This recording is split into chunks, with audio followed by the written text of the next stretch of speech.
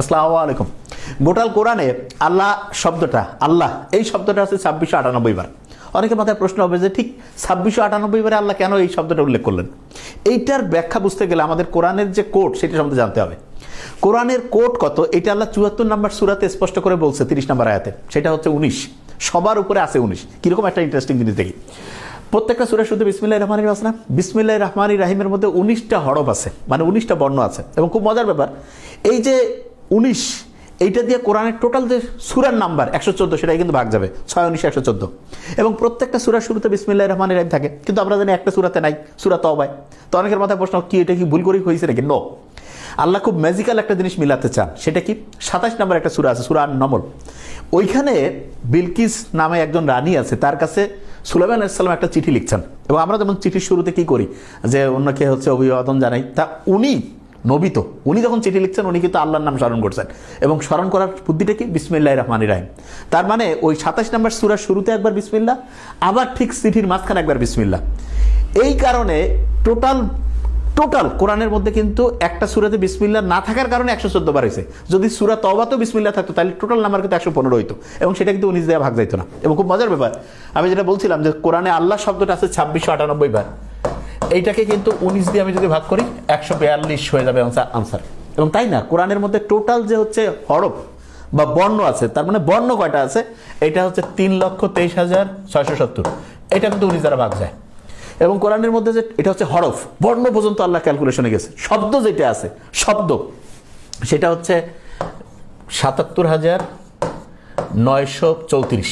এই 77,934 যেটা রয়েছে এইটাও কিন্তু হচ্ছে 19 দ্বারা ভাগ যাবে। এবং ভাগ যাওয়ার পর একটা ভাগফল হবে। এইরকম 19 দিয়ে ভাগ যায়, এরকম যতগুলো জিনিস আছে প্রত্যেকটার যে ভাগফল, এই ভাগফলগুলো যখন যোগ করবো, যোগ করার পরে আবার ওইটাকে 19 দ্বারা ভাগ যদি করি সেটাও মিলে যাবে। মানুষ কিভাবে আল্লাহ বানাইছে এটা নিয়ে কোরআনের মধ্যে আল্লাহ বলছে। এবং আমি খুব অবাক হয়ে গেছি যে এটা আল্লাহ কোন জায়গায় খুব ভালো করে বলা শুরু করলো। 23 নম্বর সূরার মধ্যে, সূরা মুমিনুন 23 নং সূরা। এবং আমরা প্রত্যেকেই জানি যে মানুষের যে ক্রোমোসোম সংখ্যা সেটা কিন্তু 23 জোড়া। মানুষের ক্রোমোসোম সংখ্যা কত? 23 জোড়া। এবং মজার ব্যাপার, আল্লাহ গোটাল কোরআনের নারী শব্দটা এটা ব্যবহার করছে 23 বার, পুরুষ যে শব্দটা এটাও ব্যবহার করছে 23 বার। এবং এই যে 23 নম্বর যে সূরা মুমিনুন, ওইখানে যে আল্লাহ মানুষ তৈরির রহস্য বলতেছে, সেই আয়াতটা যেই জায়গায় রাখছে সেটা হচ্ছে 12 থেকে 14 নম্বর আয়াত। আমি চিন্তা করে দেখলাম যে মানুষ তৈরির যে প্রক্রিয়া, এখানে খুব গুরুত্বপূর্ণ একটা জিনিস আছে যেটাকে বলে ওভুলেশন। এইটা ছাড়া মানুষ তৈরি হইতে পারবে না, ডিম্বপাত। এবং এইটা সাধারণত মেডিকেল সায়েন্স অনুযায়ী 12 থেকে 14তম দিন হচ্ছে সবচেয়ে পারফেক্ট ওভুলেশনের জন্য। আল্লাহ মানুষের মৃত্যুর পরে তাকে আবার পুনরুজ্জীবিত করবে। তো অনেকে কয় না যে মারা যাওয়ার পরে হাড়গোড় সবাই একভাবে কেমনে পুনরুজ্জীবিত করবে? আল্লাহ বলছে যে তারা কি সন্দেহ করে যে আমি আবার তাদের জীবিত করতে পারবো কিনা? তার আঙ্গুলের ডগা পর্যন্ত আমি পুনর্বিন্যস্ত করতে পারি। এবং এই আঙ্গুলের ডগা পর্যন্ত, আঙ্গুলের ফিঙ্গারপ্রিন্ট, এইটা আল্লাহ কোরআনের মধ্যে যেই জায়গায়, এটা সম্ভবত সূরা কিয়ামার 75 নম্বর সূরা 3-4 নম্বর আয়াতে রয়েছে, তার নাম্বার ঠিক 4 নম্বর আয়াতে ফিঙ্গারপ্রিন্ট। এটা গোটাল কোরআনটাকে যদি শুরু থেকে পড়তে থাকে, একদম শুরু থেকে, তাহলে ঠিক যেই পজিশনে ফিঙ্গারপ্রিন্টের আয়াতটা আল্লাহ দিয়েছেন সেটা হচ্ছে 5555। যে কেউ যদি একটু বুদ্ধিমান হয়, হাতের ডান 5টা ফিঙ্গার, বামে 5টা, ডান পায়ে 5টা, বাম পায়ে 5টা, 5 5 5 5, একদম অ্যাবসলিউটলি সেই জায়গায় আল্লাহ দিয়েছেন। এরপরে আমরা যে কোরআনের দ্বিতীয় যে সূরা আছে, সূরা বাকারা, সেখানে গোটাল মানুষজনের কীরকম জীবনটা কিভাবে চলবে সেটা নিয়ে আল্লাহ গাইডলাইন দিচ্ছে। তা আমরা সাধারণত কি হয় যে একটা প্রতিষ্ঠানে যখন স্টুডেন্টদেরকে আমরা বলি যে এইটাতে তুমি কোর্সে ঢুকতেছো, কী কী পড়বা, কী কী ছাড়বা, তখন আগের কথা বলি, পরের কথা বলি। এবং ঠিক এরকম করে আল্লাহ যখন আমাদের এই মুহাম্মদ সাল্লাল্লাহু আলাইহি ওয়াসাল্লামের উম্মতের গাইডলাইন কী হবে সেইটাকে বলার ক্ষেত্রে উনি হচ্ছে ঠিক সূরা বাকারার যে 286টা আয়াত আছে তার ঠিক মিডল পয়েন্ট কত? 143।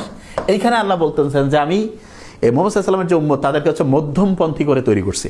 এবং 143-এর ঠিক আগের সব জায়গায় আল্লাহ হচ্ছে যে ওই যে ওইটাকে বলে বনি ইসরায়েলের যে হচ্ছে জীবন দশায় তারা যা যা করছে সেইগুলো নিয়ে বলছেন। আর এরপরে উম্মতের মুহাম্মদ সাল্লাল্লাহু আলাইহি ওয়াসাল্লামের যারা উম্মত তাদের হচ্ছে লাইফস্টাইলটা কেমন হবে সেইটার গাইডলাইন দিয়েছেন। এবং খুব মজার ব্যাপার সেটা হচ্ছে যে এই যে বিসমিল্লাহির রহমানির রহিম দিয়ে শুরু হয়েছে না কোরআন, এবং শেষ হয়েছে কি? সূরা নাসের। বাস এই দুইটাকে যদি একসাথে করি, বিসমিল্লাহর শুরুটা এবং সূরা নাসের যে শেষ, এটার মানে কিন্তু যথেষ্ট বা পূর্ণাঙ্গ। এবং কোরআনে আল্লাহ বলছে যে কোরআনের মানে হচ্ছে যে স্পষ্ট করে বলে দিয়েছে যে জাহান্নাম যে আছে, জাহান্নামের যে হচ্ছে যে পাহারাদার হবে 19, তো এই সংখ্যাটা যারা অবিশ্বাসী হবে, আল্লাহ পরের আয়াতে বলছে, এটা তাদের জন্য হচ্ছে যে তাদের সন্দেহকে আরও বাড়াই দিবে যে জাহান্নাম কত বিশাল, কিন্তু এটা মাত্র 19 জন পাহারা কেমনে দিবে। কিন্তু যারা বিশ্বাসী তাদের বিশ্বাসকে এটা আরও দৃঢ় করবে।